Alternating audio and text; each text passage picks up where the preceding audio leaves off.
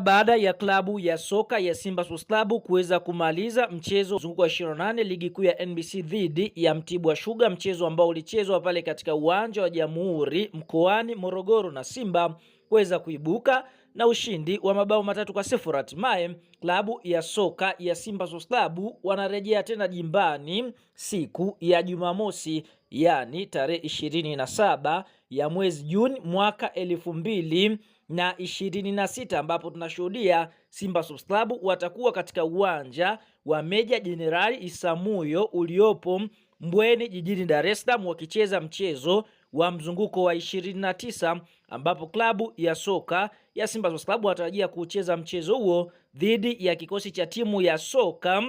ya Singida Black Stars kutokea katika mkoa wa Singida, ambapo mchezo huu ni mchezo muhimu kwa sababu bado Simba wapo katika mbio za kutaka kubeba ubingwa wa ligi kuu ya